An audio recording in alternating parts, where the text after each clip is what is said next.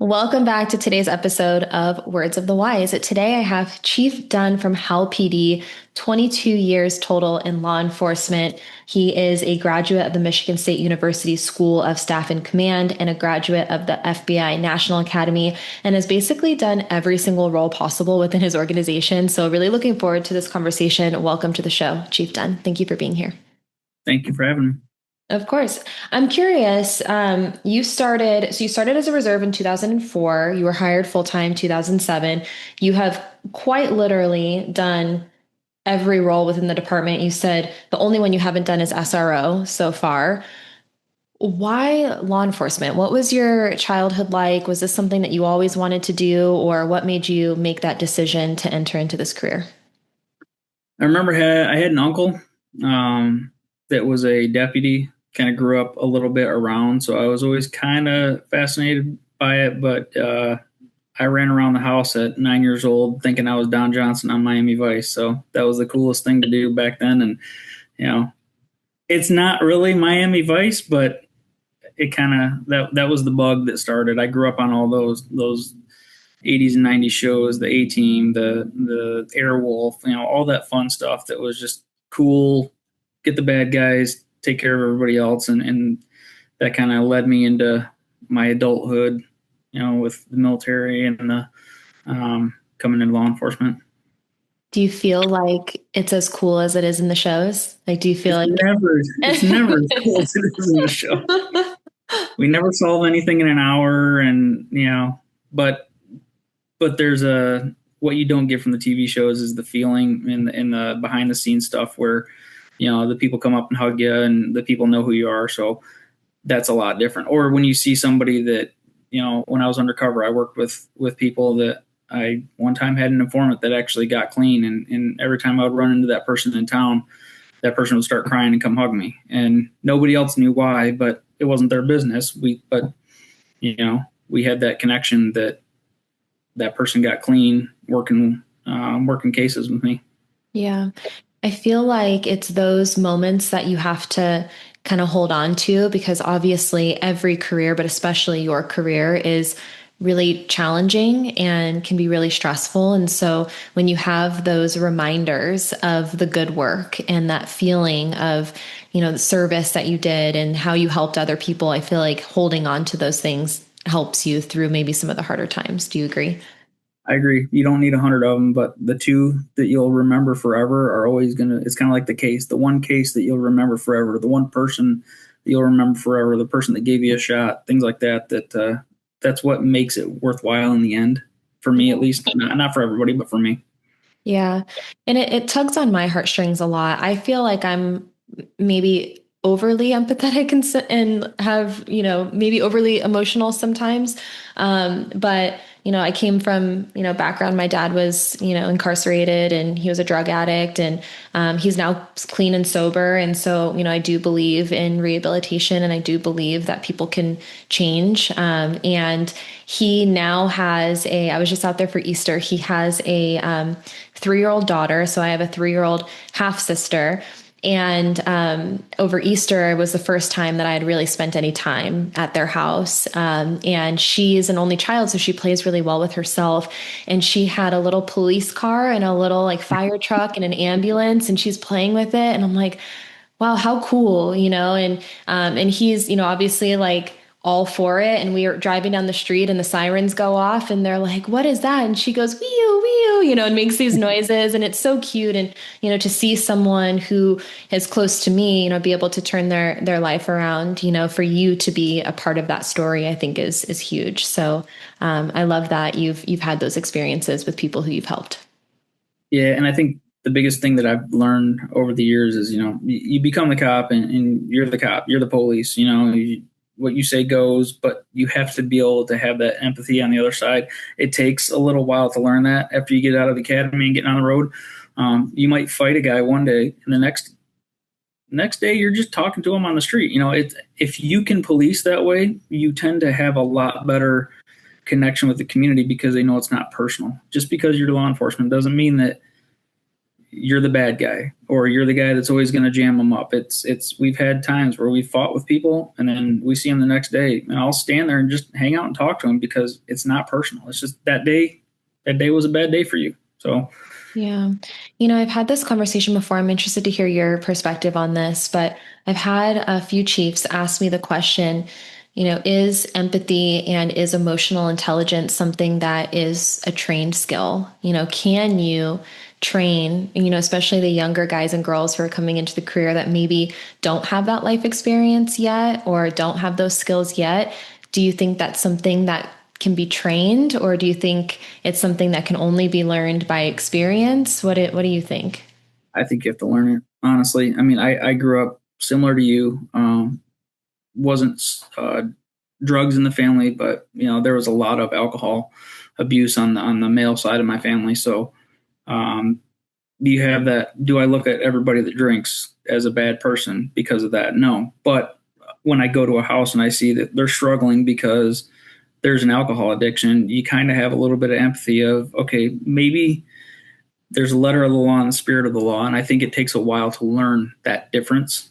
Mm. Um, you can't always, you hear the officers that go out and buy a bike for a kid because his bike got stolen or, that stuff's really cool. That's a moment. But when you can connect with somebody to say, I don't know what you're living, but I've seen what you're living and I have an understanding, you tend to have a whole different type of policing style. And I think it takes time to teach. It takes time to learn that. You have to feel that. You can't really just say, hey, watch a video and here's how you do that. Yeah.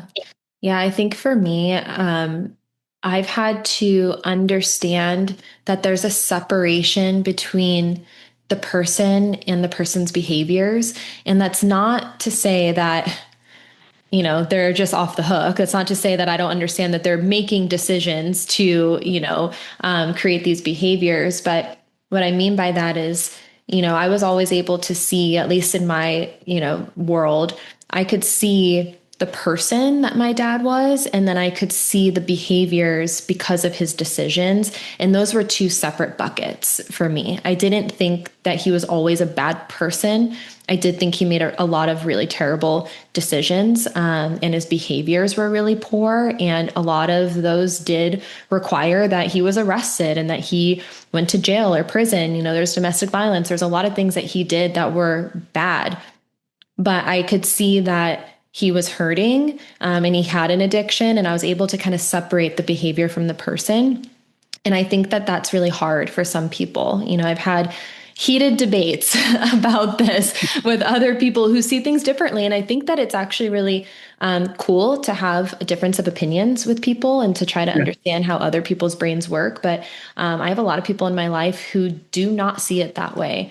They're like, it's black and white. Like they could look at someone who's homeless on the streets, obviously impaired or, doing drugs or whatever. And they're like, nope, don't feel bad for that person at all. Whereas me, I'm like, what happened in their life? Right. What happened to get them there? Was there abuse in the home? Did they fall into a bad relationship? Like I'm always asking, like, how did you get here? What happened to get you to this point? That doesn't excuse the things that you do, but I want to know the why and try to understand. And there are other people who maybe aren't that way. And so I think it's really interesting to have that conversation of, is it something that people learn over time? Is it something that you can teach? But with your dad, I mean, day one, first time it happened, you didn't see that. It had to have taken you time to understand that. And I Yeah. think that's kind of what I'm talking about is the new officers see that black and white and they say, well, this is what the law is. Okay, that's what the law is, but how about we look at why is this happening? Hmm. And maybe we don't just arrest our way out of a problem and we try to help somebody out. That's kind of where the serve part comes, Yeah. and the serve and protect. So, like I said, it takes it. You have to feel it to learn it. Yeah, I agree with that. I probably took most of my life to have the perspectives that I have now. This was not something that, Same. when I was in my 20s, I was like, this like all-knowing, really like intelligent person. I agree with you. I think it takes time. And I think sometimes it's also like as you get older, things present themselves and you have a different perspective than you did when you were in it. They say hindsight's 2020 for Sure. a reason. So hopefully through these conversations, maybe the younger people can understand that it's a journey, not a destination, that you're going to learn things along the way and you're going to look back no matter what. It doesn't matter. Every milestone in my career where I thought that I was it, where I was like, man, like I'm so good at what I do. 2, 3, 5 years down the road, I look back and I'm like, wow, I didn't know anything. So I feel Yep. like it's always that forever, evolution of trying to improve yourself over time. Sure. You said that you are a quiet professional. You describe yourself as taking this quiet professional leadership approach. Can you explain to us what that means? Because I don't think I've ever heard that expression before. I don't think I've ever had anyone on the podcast talking about being a quiet professional. A lot of that comes from, I don't know if it originated at, but you hear a lot of the SEAL team guys talk about being quiet professionals. We don't talk about what we do. For me, is as agreeable or unagreeable as this may be, when they say all the veterans stand up in the room, my wife will look at me and just smile because she knows I'm not going to stand up because I just, I don't want that, Mm. Everybody else, I'm super glad they stand up, but it's kind of one of those, it's not that I'm not proud of it, but it's one of those, it's not about me type thing. And it just, I get a little bit more uncomfortable trying to be, the person that gets the attention. There's a lot of really good operators that I don't personally know, but I've listened to some of their stories on podcasts, and they've talked about, you come up with a really good idea, and then you're going to go tell the guys, hey, this is what we're doing. But instead of me going and telling, maybe the deputy chief goes and tells them, or maybe a sergeant goes and tells them, and you have them do that because then they get the respect. It shows that they know what they're doing, that people are willing to follow them, and then that way they know that you have their back in teaching them and making them become, the leaders, the future leaders. I want everybody to be better than me. I've gotten to go to great schools. The National Academy was a great one, but thankfully, the way that the city is here and the council that we have and the city manager that we have, I've been able to put all the sergeants are going through the FBI LEADA trilogies, and now here I have another command officer getting ready to go to the National Academy. So this is my way of making them better, and it's not me saying I did this and I made these people better. It's I'm going to make you better so that when I leave, it's in better hands. And I think that's where the quiet professional part comes in. I don't want people I'm not trying to leave anything here other than good people to take care of it when I leave. Mm. Interesting. There's a couple things I want to say, but the first thing I'll say is, are you a team mentality person? Like, do you, Yes. so I draw a lot of parallels with like sports. I think it's the easiest kind of, way to have these conversations. But when you take a look at a sports team, right, if you have one key player, you never see that team go to the Super Bowl, right? It's Right. like you have to have the entire team building each other up, working together to raise the bar, and you're only as strong as your weakest link, but one person can't carry the whole team. And so how can you develop the entire team to work together as efficiently and as effectively as possible to, like, quote unquote, win the game? And I had another chief the other day give the analogy of like a train. And he says there's, the engine and there's the caboose, but everyone's going in the same direction. How do you pull everyone along with you? So I really like that idea of, how can you allow others to take ownership? How can you develop other people for the betterment of the team? And that's the goal. It's the team. It's not a singular person. And that some of my Marine Corps will stick out every once in a while about, mission comes first, people come second. And by that, I mean the team comes first.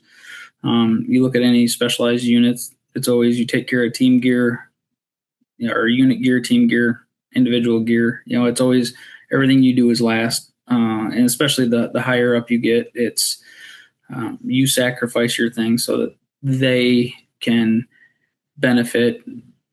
But once they know that it's not done, so that it's not done for a Facebook post, it's just done quietly in house, and you don't talk about it after that. Then that's, I think, where the team really starts to become not that one person. It becomes a team because it's not about that. You're really good. You're the number one guy. Cool. But everybody else is going to become as good as you are by all of us working together. I don't care how good you are. Yeah. I need you to teach everybody else and work to make everybody else as good as you. And I think instilling that mindset here in the department, we actually have a promotion tomorrow. The sergeant's going to become a deputy chief tomorrow. So that's exciting, but that person has already cemented her reputation, and her team respects her, the department respects her, the community respects her. So I don't need to do anything. She's already doing it. And that's helping everybody else within the department really start to see how important it is that they take care of their person next to them. It's the Raider mindset, never above you, never below you, always beside you. So Yeah, and I think a lot of agencies struggle with that idea. And I don't know if you've seen this, in other agencies or conversations you've had with other leadership, but the conversations I've had is, hearing that a lot of peer-to-peer pressure, judgment, is really hard, and people are mean to each other within the organization. Um, egos, Egos, also it being a really competitive nature. It's a competitive career. Every career, I think, is competitive. But everyone's fighting over those same promotions. And so I agree with you. I think one, if you can agree that it's not personal, right? You said that earlier, like don't yeah, take things personally. You don't all have to love each other. There's going to be, it's a human game, right. right? Like there's probably no sports team out there, even if you take a look at the sports teams that are winning, championships, Super Bowls, there's probably drama within every team, right? Like it's Right. people. There's always going to be people who maybe don't necessarily like each other or love each other, but they can come together and they can support each other as a team, and they want the success for each individual for the success of the team. And I think that we have to do that. We have to like put personal differences aside and still show up for each other in a way Right. that's supportive. And I had a mentor one time tell me, give them everything and beat them anyway. And it's this idea of, even though things are competitive, you don't have to hold everything so tight to your chest. And I think that's maybe human nature. That's what like people tend to do, right? They don't want to help each other out because they want to be the number one, right? They want to be the one that's considered for that promotion or whatever that looks like. And after hearing that, I really tried to live my life by this. And this goes back to what you were saying of like wanting everyone to be better. I want to get that promotion because I am the best, not because I withheld information from everybody and like, tried to tear everybody down. And so how can you give everyone everything? Give them your secrets, help them, mentor them, train them, like show them the ropes, like give them your experience and still strive to be the best that you possibly can. I think two can exist at once, but I think sometimes we get in our own way and we think that in order to be successful, we have to, make sure everyone else stays down.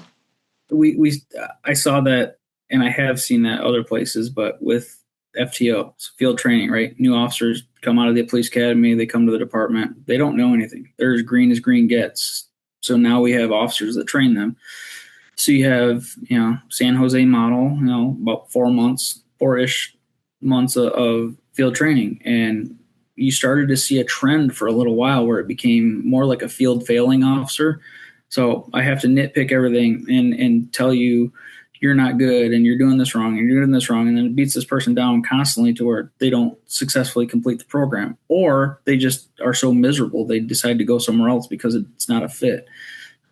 We've really had to focus on your job as a field training officer. Tell them everything you know. Teach them everything you know. Now let them fail because they have to. They have to fail. They have to make mistakes because that's how you learn. I remember training a guy and he ran a stop sign one time, and I talked about it. I'm like, oh, that guy right there, he hates the police department on that corner. And he just watched this, and now we're probably going to hear about it. And it wasn't a yelling thing. It was just kind of one of those.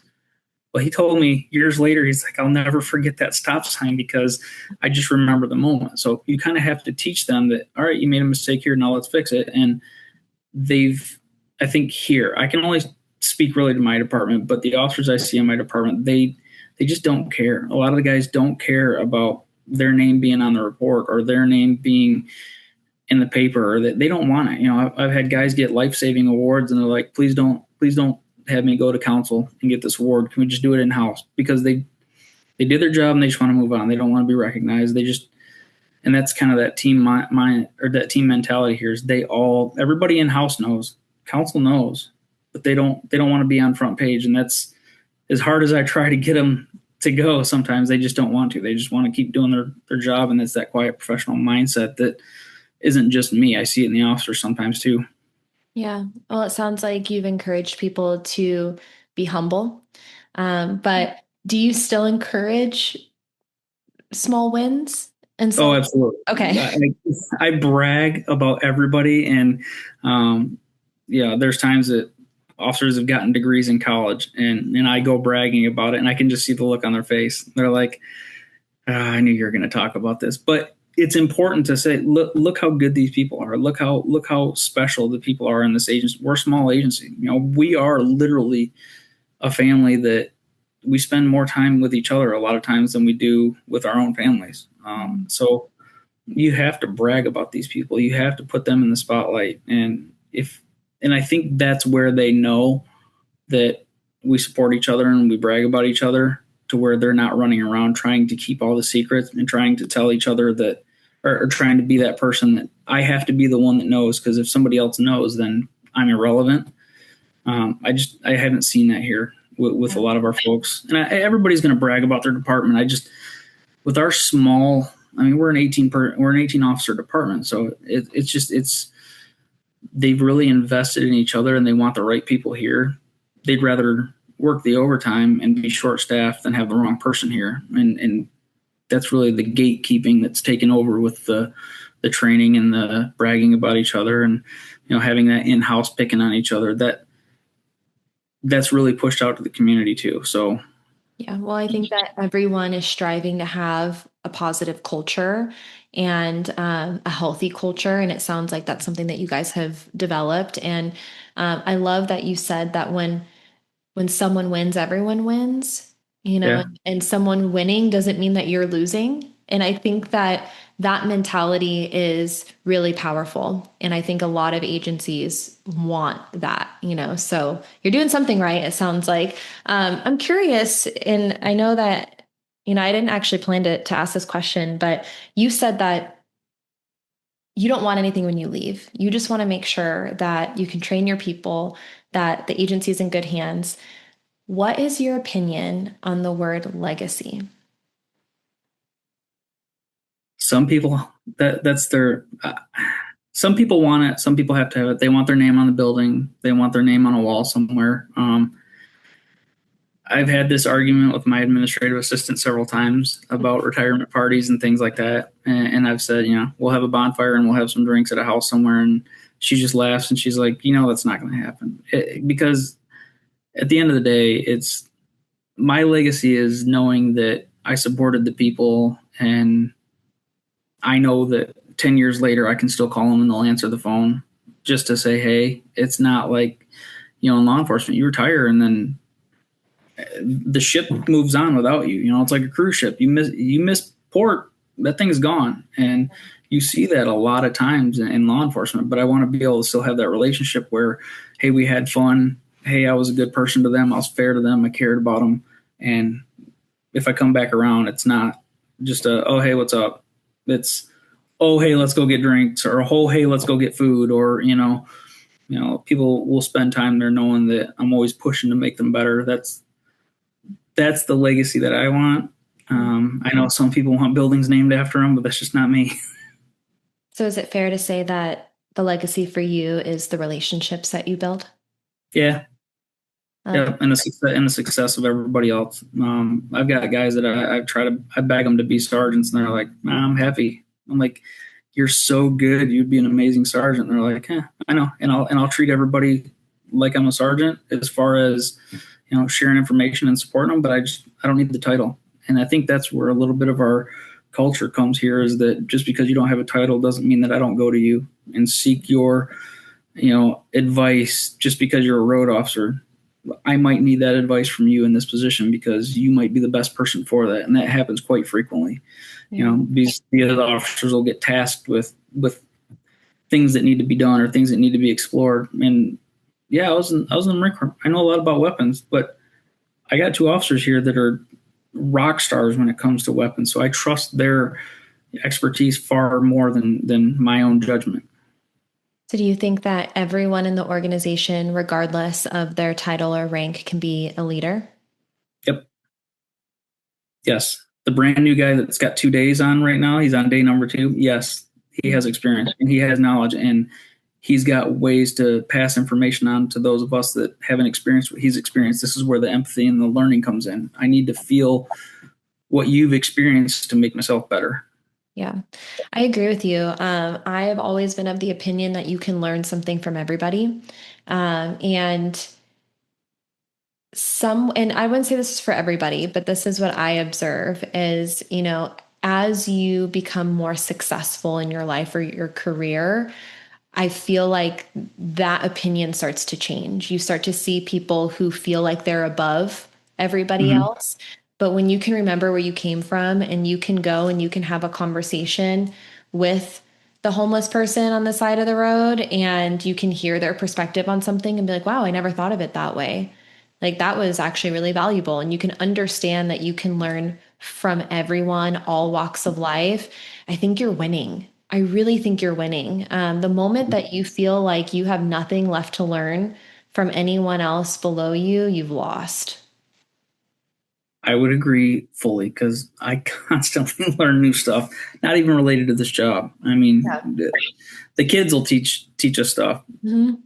So Yeah. I talked about this earlier. I'm like, man, like how can we get back to being more childlike? And I don't mean that in like immature or, but I mean like, kids are not afraid to try new things. They're not afraid to fail. They're mhm. like running around, they're tripping and falling on their face, they're getting back up and they're doing it again. And, they're learning how to ride bikes and they're excited about the pursuit of knowledge and, Right. learning new things. It's like, how can we get back to that? Because I feel like, and I've done a lot of trainings, and there's like so much resistance sometimes to being new or feeling like you suck at something, or maybe you feel like you're going to embarrass yourself in front of someone else, and so you don't want to try something for the first time. And it's like, how can we get back to where we understand? And maybe this goes back to what you were talking about culture of understanding that the people around you are a soft landing, and if you do learn something new, and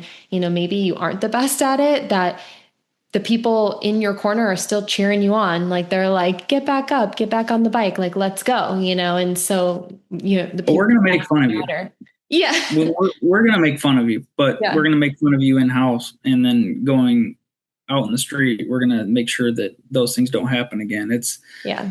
But yes, you'll probably end up with a sticker on your mail tray that has something falling, or we have that culture here too, and everybody just laughs about it. They're just like, "Yep, I earned that one." So Yeah. um, But I it think sounds like there's love. Like, that there's love, and so it's not like you don't take that personally. You don't feel like people are attacking you or actually judging you. They're like razzing you a little bit, but it's from love. sure, sure.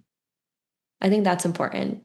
But I would like to, in my life, get back to that childlike because I think sometimes I hold myself back too.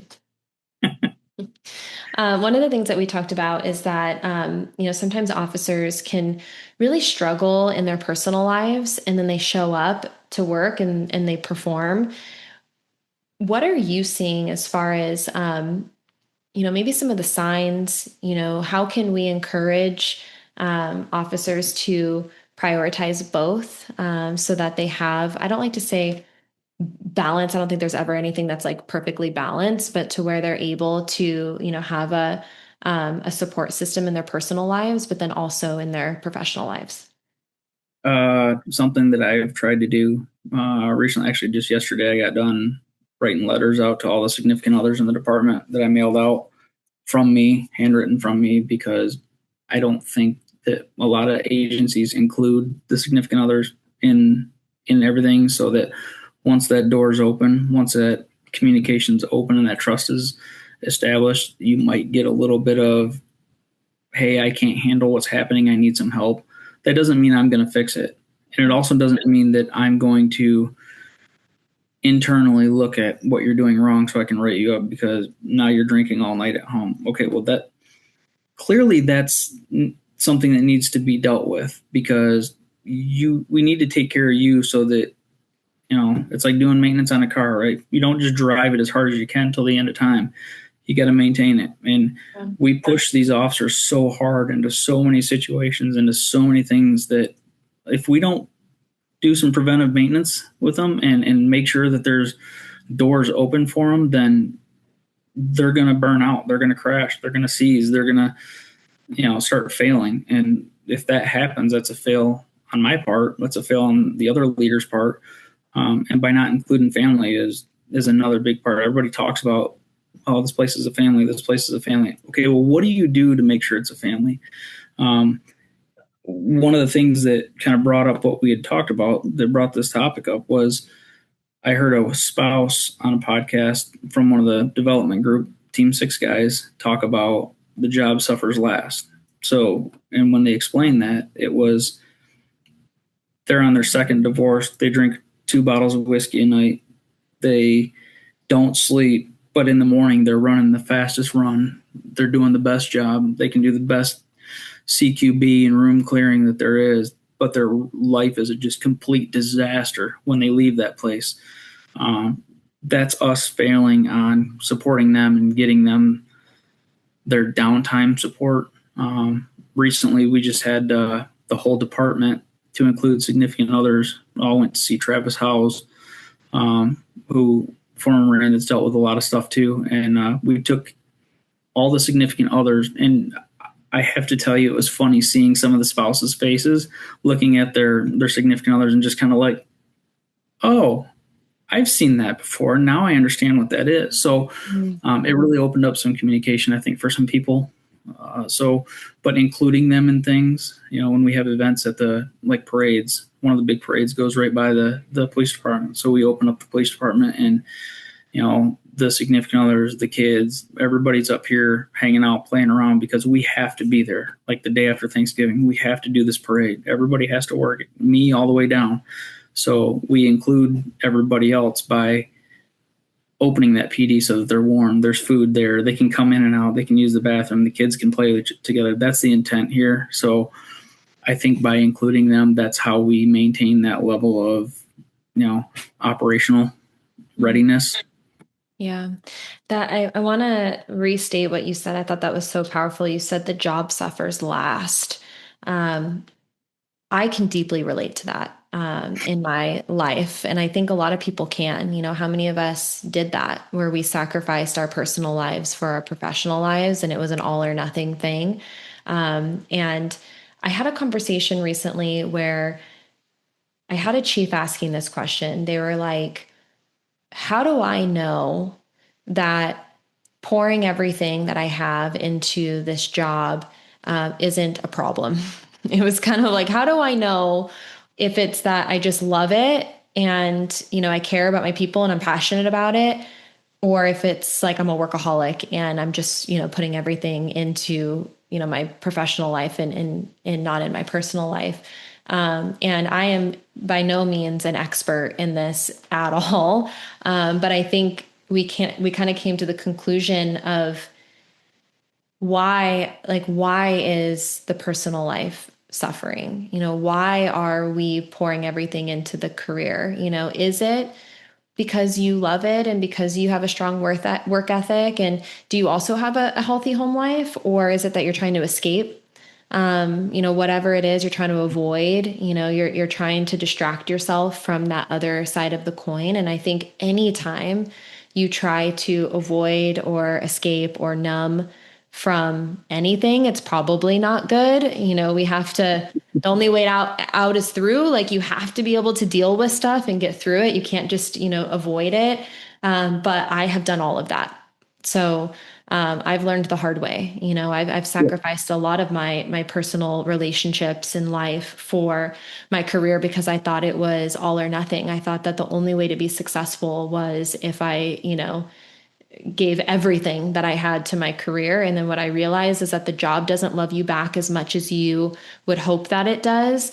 And you never get the time back with your family that you wish you could. I would agree fully with that, and I've seen that. And I also, I'm not even close to being smart about it, let alone an expert. But my thought was, if I can bring the family into the department, then there might be a little bit more ability for them to understand, okay, why do you have to work this overtime? I don't understand, why are you working so much overtime? And I don't want those officers that come and work the overtime because they're trying to get away from home. I don't want those officers that, kind of like the military, people were more comfortable being on deployment than they were being at home. Why is that? There is that desire to be successful, that desire to make the money, to have the nice things, but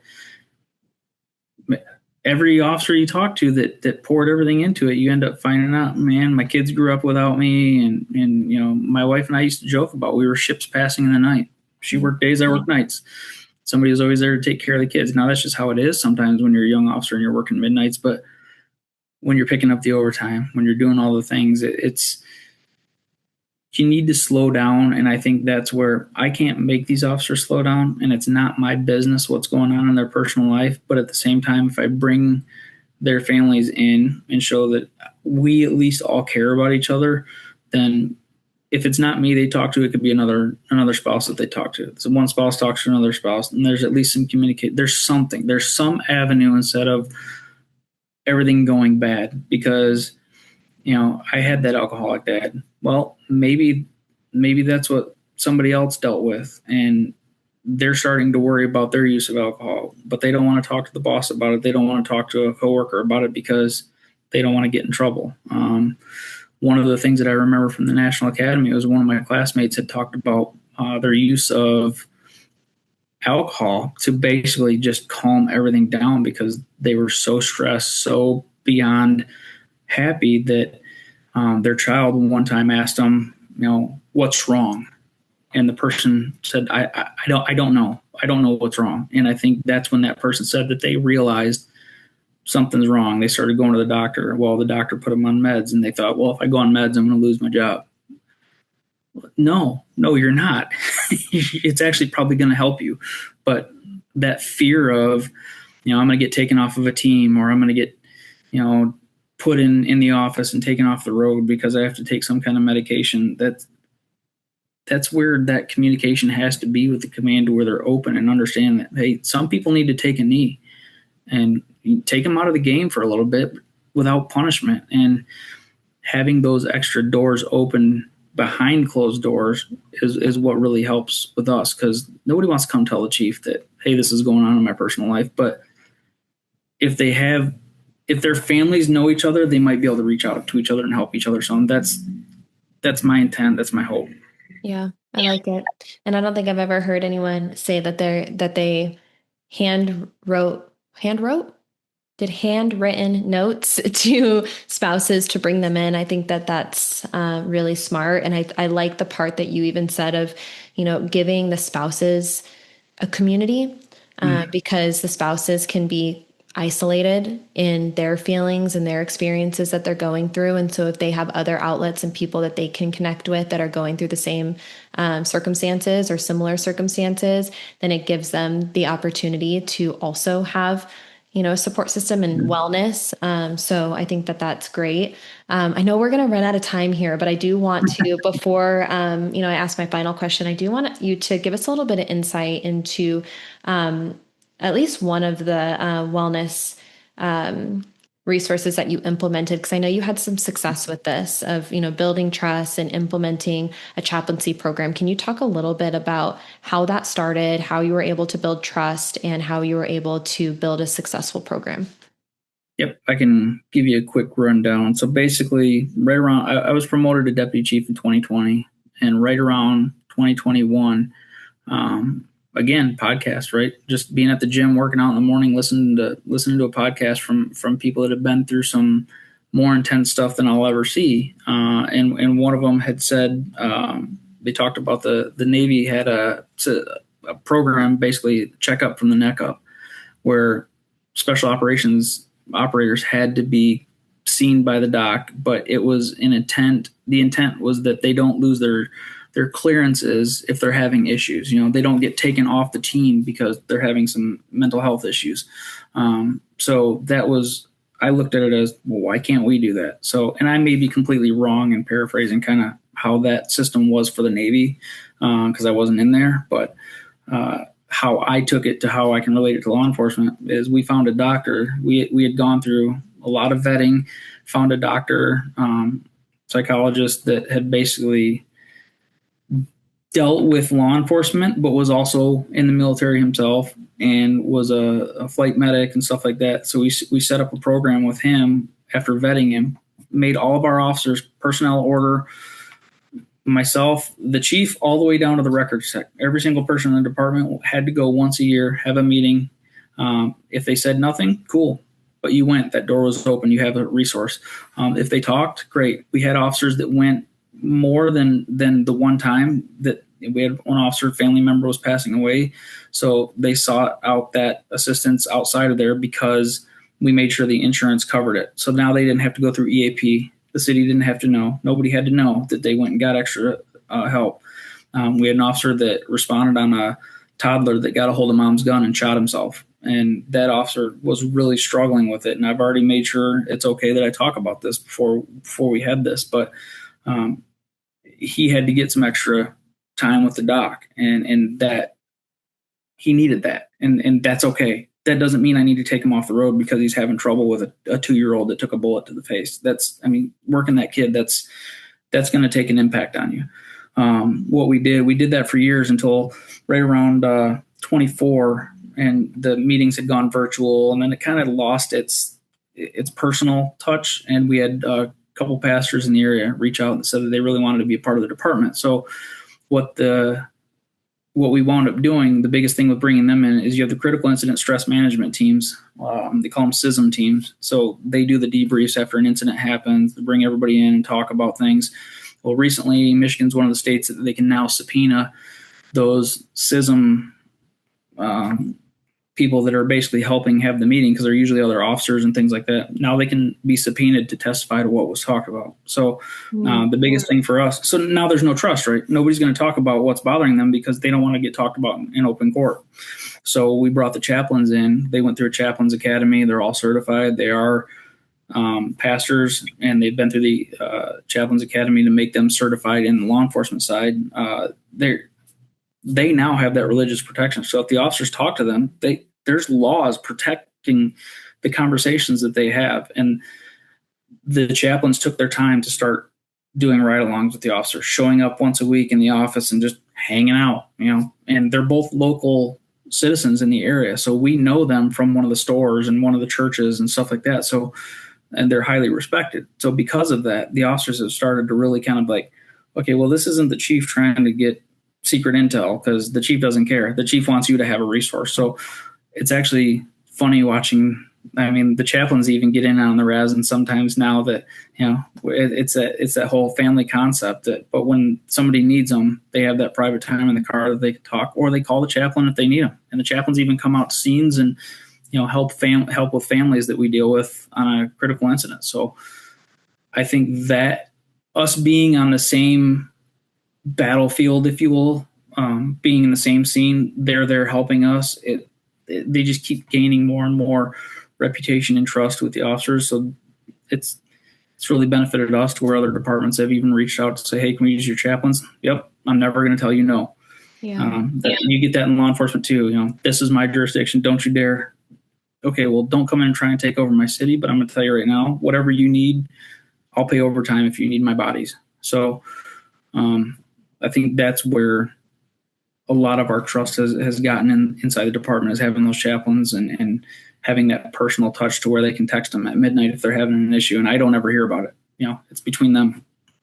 Thank you for sharing. Actually, you taught me something new. I didn't know that Michigan passed that law where they can subpoena. And I didn't know that there was religious like confidentiality, Yeah. safety, and protection. So thank you for teaching me something new. That's really interesting. I had someone else was talking, and this was a while ago, and I don't remember what state this was in, but they were debating not doing CISM anymore, which, obviously every department is going to have some sort of post-critical incident, Right. debrief or Debrief. team. Um, but the reason being is because there was one situation where someone else from the outside was saying that it was an opportunity for everyone to come together and corroborate a story, and all get like on the same page with like what happened. And I was like, that is so interesting that anyone would think that because like, and maybe it's something that happened before, but I was like, that is so interesting and like weird that like that would even come to mind like when you're there to like help people to like get through a hard situation, that like immediately your mind goes to like, something bad, or that like something that I don't know. It was interesting, but I didn't know. Unfortunately with the way the things that have happened. I mean, you look at some departments that have had some huge incidents that betrays the trust. Well, that doesn't just affect that department or that community because of social media. Everybody hears about it, knows about it. So immediately, two officers together on a scene, oh, they're talking about how to cover it up. No, they're probably talking about what they're going to get for food later when this scene's finally done. Yeah. But unfortunately, that's people think the worst because of one or two clips on Facebook. Yeah, and unfortunately, I think you guys are actually the only career where that happens, where someone does something wrong in one state and the opinion is of everybody across the country. Like you never see a doctor make a mistake and then all of a sudden everyone's like, every doctor is bad. Right. That doesn't happen. And unfortunately, I think that is something that happens with you guys. And, you obviously have to just try your best to have, like you said, the best people, to build trust, to have the best team. And, but yeah, I think it's unfortunate that that happens. I think that's where the way we're doing things here, the bringing the families in, connecting with the community, being normal in the community. We have some events where some of our more, some of our groups that are a little bit less likely to welcome law enforcement in, we've actually attended some of their events and decided to dress down. So we'll have, you know, 5'11" pants and a polo. Yeah, we're there. We're there as officers, but we're a little more approachable. We don't have the vest on. We don't have all the stuff. And then we start conversations. And then those conversations learn to, oh, yeah, without the shirt on, you're just Mike. Yep. Mhm. So I think that way we protect ourselves in our own community. But again, if you don't have that connection with the community, you're right. One Facebook video or one picture of something happening is now every law enforcement officer in the country. Yeah. So that's why the investment in the community is so much more important. Yeah. Do you know, it's so interesting. I think it's all like perspective and, experience, but obviously have interviewed almost 400 chiefs across the country. I am not intimidated by chiefs at all. Like I see you guys as like normal human beings because I've had so many conversations, but I am intimidated walking into a briefing or a roll call full of officers. For some reason, I'm like, oh, like I'm so intimidated like by just talking to like everyone else within the organization, which is like so like flip-flopped. But I think that when you have that opportunity to connect with people in the community, obviously I'm an outsider coming in to your world, but when you have that opportunity, I do think it brings the barriers down and it allows for it to be less, intimidating, and you can see the human behind what you guys do. And I've been fortunate enough to have that with, leadership teams, but walking into briefing or roll call, I'm so scared. I don't know. I think I would venture to say half the command officers out there are probably scared too because they don't have that relationship with their officers to where you never know what they're going to say about you when you walk out. Now, they'll say it to my face. I mean, if we're in the house, I've talked about our house is safe. We're first name here. We don't throw ranks around, but when we go outside, it's professional. And I've had that happen where titles are used and everything out in the street. So I have absolute trust, and yeah, we can talk trash about each other in here. And I go out. That's the biggest thing you hear is the officer or a command say, "I have an open door policy." Cool. Do you ever go out of that door and go talk to your guys? Because they're not going to come talk to you. They're not going to come in and hang out in your office and tell you things. I have a couple officers that will come in and shut my door and go, "Okay, this is stupid and you need to fix this." And I know who those officers are and I respect their opinion because they're coming in here with the intent to not be rude. They're coming in because something's serious. But at the same time, I have to go out every day and go hang out in the officers area and talk about the days that I work the road with them and the funny things that happen in order to have that trust with them. So if you're not going out there, then your open door policy means nothing. They're not going to come in when it's serious. Yeah. Well, I like that perspective. I know that we're almost out of time, so I have to ask my final question for you, and that is for the younger generation. What words of wisdom would you share with them that maybe you wish you would have known when you were first starting out, or something that's helped you along the way that you want to pass on to them? There's a few things that I've thought of. I say live poor, and what I mean by live poor is live to where you're going to retire. Don't go buy the cool truck. Nobody cares. Nobody cares about your truck other than they know that it's your truck. That's the big joke of you get out of the academy, the first thing you do is buy a truck.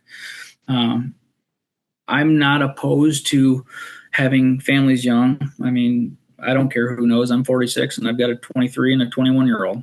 We had family young, but you know what? I'm having a really good time. My wife and I are able to live our lives and have a great time, and our daughters are able to have fun with us. We're not to the point where we waited too long to have that family. But take time off, but don't take it selfishly. It's important that you take time off and you experience what you want to experience and have the vacations you want, but don't do it at the cost of screwing your partners over and causing more overtime when you know it's going to hurt them. I've seen that a lot here too, where our officers won't take vacation because they know there's going to cause overtime for a guy on midnights. It's going to have to work 7 days in a row. They're like, I'll just take it next week. And that is so respectful or respectable from somebody in my position to see that. That's again, something you can't teach. And to care more about the success of everybody else than you. Try to make everybody better, because by making everybody else better, that command, those leaders are going to see you as the informal leader that's actually making everybody better and is actually probably going to be more focused on you, that you care about everybody's success as opposed to your own. Thank you. Thank you so much for coming on here. I really, really appreciate your time and talking a little bit about your leadership philosophy and things that you guys are doing organizationally. Thank you. Thanks for having me. Of course.